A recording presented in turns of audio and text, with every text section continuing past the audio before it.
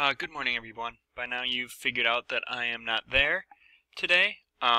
Hopefully by the time you're seeing this, I'm visiting a doctor, because that ear thing that I told you about this morning seems to have gotten worse. I feel like my ear is going to fall off.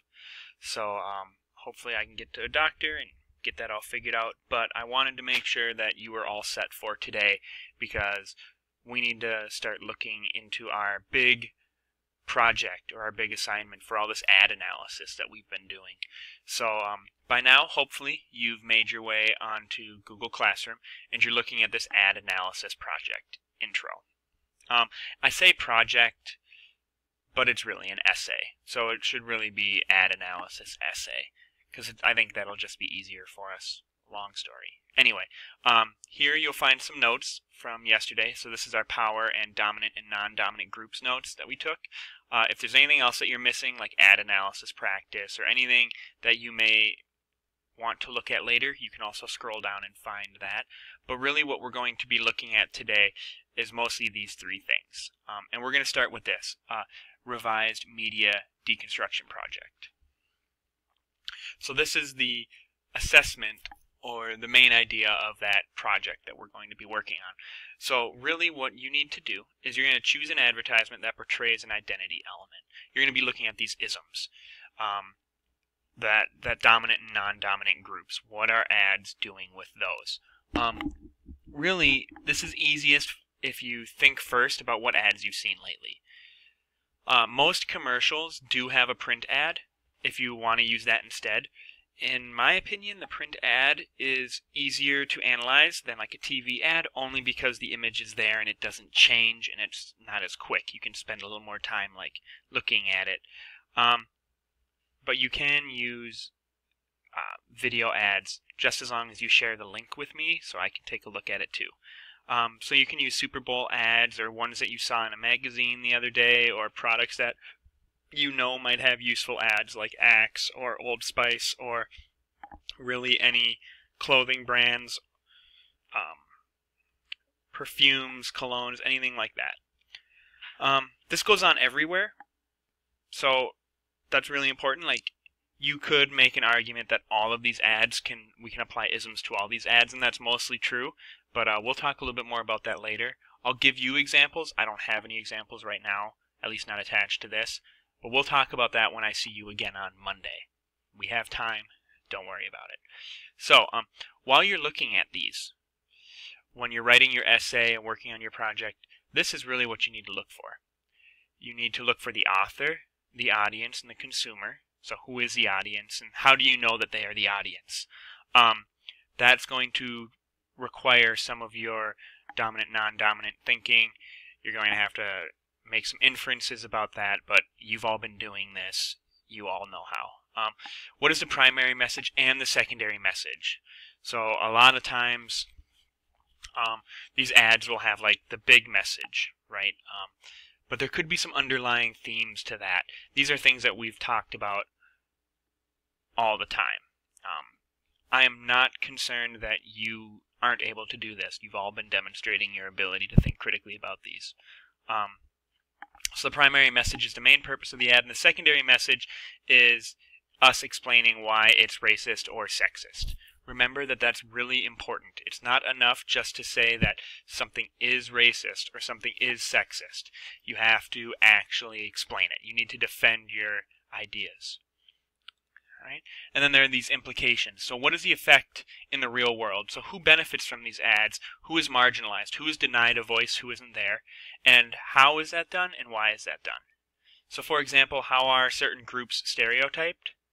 What are the psychological effects on the groups insulted? Oh, what groups are insulted?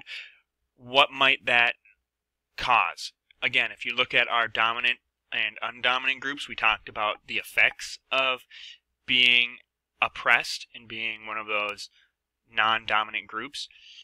Think about what effects that could have. Right? Make sure that you use your language from the oppression PowerPoint. That's the dominant, non-dominant one. We've got vested interest, representation, internalization, etc. All right. We went over those yesterday. You should be able to find them pretty easily. They should be in your notes. And then also make sure you're looking at rhetoric. These are our ethos, pathos, and logos. And see how those perpetuate or further the message of the targeted audience. Right. Bonus points if you can find some sort of logical fallacy. It's not on here, but anytime you can point out any logical fallacies, that is a plus. Let me see. I'll add that here. We'll see if it saves on yours.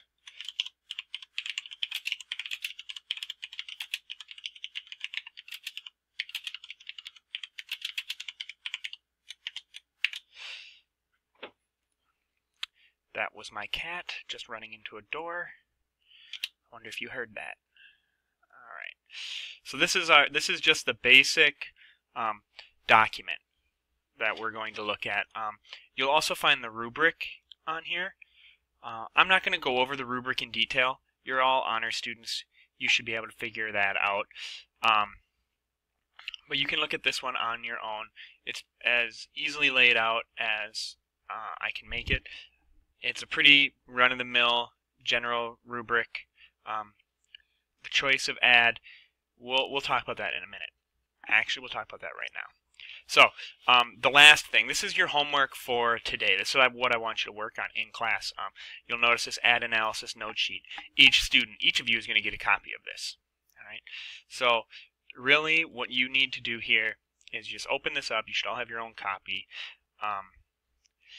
On this left side, this is where I want you to insert your ad. I want you to pick 3 ads. 1, 2, 3. These can be videos. These can be magazine ads that you find online. Any of those. It doesn't matter to me which one you pick. I just want you to pick one. All right. So give me the title of it, and we can move on from there. So I happen to know one off the top of my head. There's one called Swagger Wagon. So that's the title of it. And then what you would have to do is go to YouTube and find a link. Oh, there we go. Find a link for that. We'll try.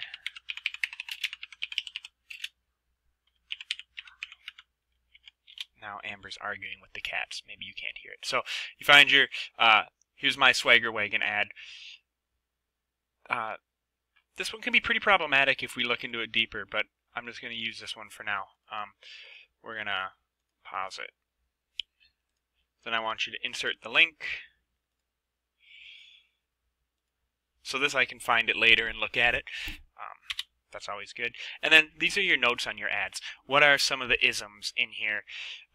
For example, this particular ad, there's some racism in here. There's definitely some sexism.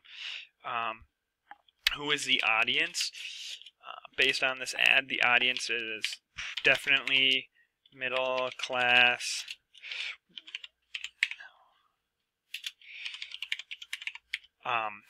There's some clear appeal to middle class white families predominantly. The product, they're selling the oh, what was it? Some car. You can be a little more specific. Toyota Sienna, I think it was. You know, not that anyone. Well, whatever. Minivan's one word, huh? Well, what do you know? Age of the ad, we saw it's from 2015, so it's. Wow, is it really only 3 years old? At least that's when. Right, 3 years old. Bloody blah blah. And then any other notes that you mention. So you're going to want to talk about like dominant versus non-dominant, right? So for example, in our ad we have, we can assume if you saw the whole ad, they're at least middle class. So they are, it's basically, it's a white family, white middle class family. There is the non-dominant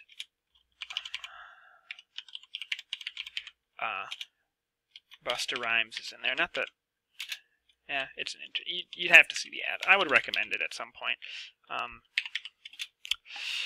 But anyway, so yeah, you're just going to take notes on that, and I want you to pick 3. And the reason I want you to pick 3 is because I need I want you to check these with me, because I want to make sure that we get a good ad, because your analysis can't be that great if you don't pick a good ad. And some ads may look great and they might have one big problem, but you want to be able to write a whole analysis on this and really put some time and effort into it. So the better the ad, the better the project. So really, I just want to check in with you. We can do that on Monday. I'll check in, I'll look at it, but yeah, so you can insert your ads here, give me some notes, things like that. When you're looking at your notes, really it's best to look at these. So if you look at your revised media deconstruction project, your author, your audience, your message, things like that, you can plug that in here in addition to all of these isms and dominant and non-dominant and things like that. So that's all I've got for you today. I probably won't see very many of you. In fact, I won't see any of you on Friday because I'm going on that college field trip. So be good for the sub, and I'll see you all back here on Monday.